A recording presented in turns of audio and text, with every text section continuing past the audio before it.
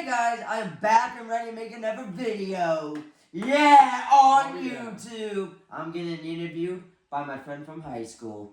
So you all know more about me. Alright. And we got our tea. Don't forget, tea is good for a cold. And I have a slight sniffles. A little bit of the sniffles right now. And God gives us natural remedies for how to stay healthy. This comes from the earth, and it's good for you, and God made it. And God gave wisdom to someone to produce it. So, Storms, how you feeling? This is sort of like almost like a podcast right now. Heck yeah, I've never done a podcast. Yeah, That's going to be so cool. It's kind of the vibe right now, you know? We got your nice new logo up in the background and everything. We just spent like an hour and a half trying to make something look kind of nice, you know? How you feeling about that? Really cool. I mean, we try so hard on ChatGPT. Need some finishing touches, huh? I mean, we tried so hard to put the monk's cross on it, and it was just right, but then we lost it. But that's pretty cool because it's like spitting out my it just feels so spiritual. It feels like the vortex is just shooting my name out in a spiritual way. And it says your slogan, your new slogan. Yeah. Living on the edge. More than a spiritual way, electrifying way. I mean, it's more electrifying than spiritual, but it's kind of both. So why do you choose living on the edge to be your slogan?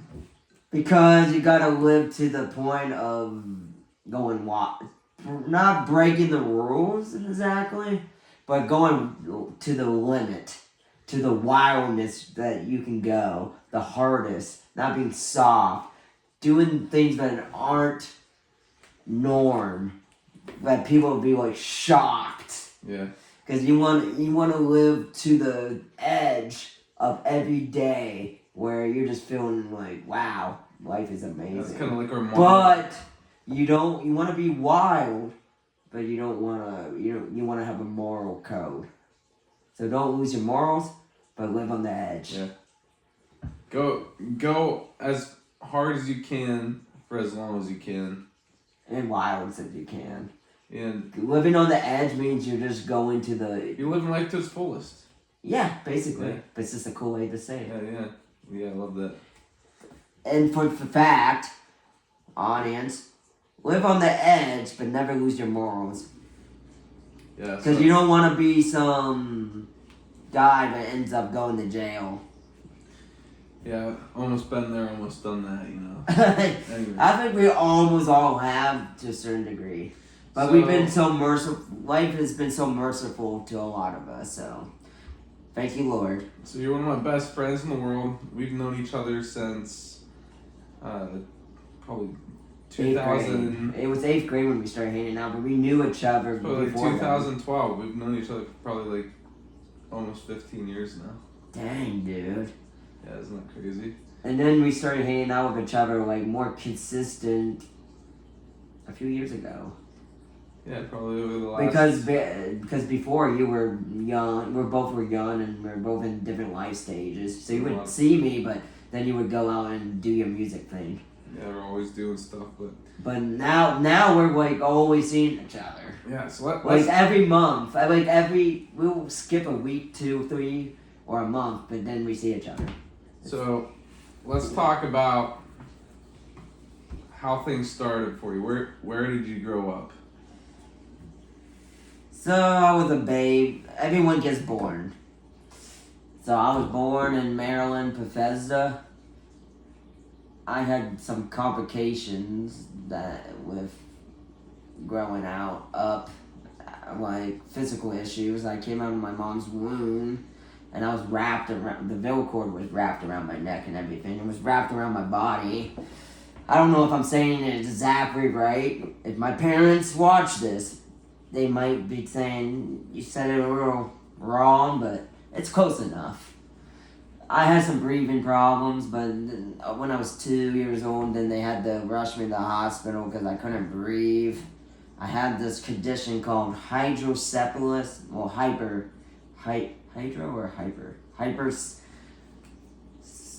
hydrocephalus or hypercephalus. I think it's hypercephalus. It's where the water's in your brain and you can't drink fluid, right? So I grew up, that's where everything started, is Maryland. And then they put a tube in my head that drains the fluid so it doesn't go all to my brain. Because if it's not working, my brain just, and it feels like I have a headache. Yeah. So that's where everything started. But I would but after bunch of prayer, because my family were Christians. They believe in prayer. They believe God can work miracles, but they also believe God can use wisdom from science and doctors and things of the earth. So God works in both ways. He can use wisdom and he can just supernaturally do things, but each thing comes from God, so each thing is supernatural. But my point is, they were through the doctors did this thing, and I was better.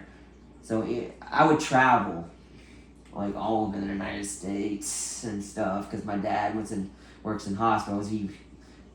Before I was ever born, he was dating my mom. I'm not sure, I think they were married at the time.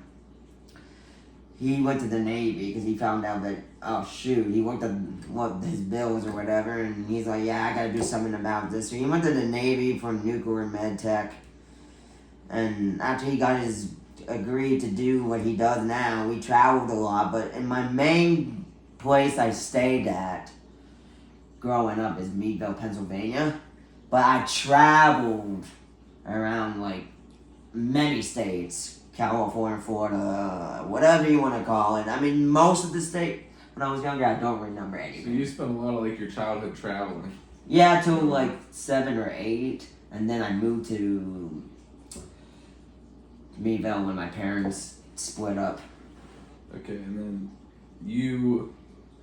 we met in 8th grade, and you went to, and so pretty much. Well, no, I think we met before that, but we didn't connect till 7th, 8th grade. I had another friend before you. Well, I had a few other friends before you. So. In Cockerton. So once you made it to Meadville, that's where you got planted pretty much. Yeah, but I didn't actually technically go to Meadville High School. I mean, Meadville Elementary. Well, I did go to Meadville Elementary, but I went to Meadville. I went to West End, 1st grade and 6th grade. But I went to a Christian school in French Creek Christian Valley in Sagertown. But I also was homeschooled, and my mom homeschooled me for preschool. No, not preschool, kindergarten. And then but I actually went to a private school in California. I don't remember what part of California. Yeah, I don't remember what part of California because I was so young, and it never gets brought up in my conversations with my parents. Yeah. Never. So I don't remember, but I was there for a little while, and then we shipped. And when my dad decided to end things, we shipped from California in a van. My mom, me, and my brother all the way back to Meadville because that's where our family was from. Yeah. So I grew up in Meadville. I lived with my mom and all that, and I went to several different schools. How I made it to Cockerton is when after 6th grade,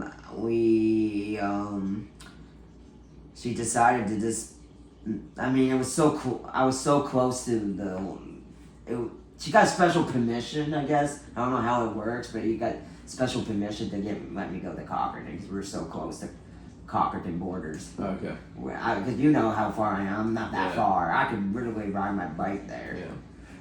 So I remember in high school, you kind of touched on it, like the health problems you had to go through. And I remember meeting you in high school, and I don't know if it's something you want to talk about, but I think it would be I will. a cool but part of your story. there is one thing I want to say before that so people understand is when my parents split, my dad never left me. His job requirement was to travel, and he thought in that situation it was best I'm not going to be with my mom right now anymore, so he worked to support us, but I would see him a lot, but just not on a daily Yeah. basis. But I would see him, Yeah, we love Kevin. and I would We travel. love Kevin out here. And I would travel to see him, and he would come to see us on Christmas and stuff. And he was a great dad. I mean, every person has their issues like me, but Hey, me too, man. You know, I love him. He's awesome. Kevin's great, man. All right, moving on. All right, so Just want to make that point so Yeah. people didn't like, oh shoot, that's a terrible situation. yeah, no. So yeah, back in high school, I remember we became friends, and you left school for a little while because you were pretty sick. And a lot of people in school thought you died or something like that. No one really knew what happened to you, and it was because of the shunt, and the health problems you were having. So,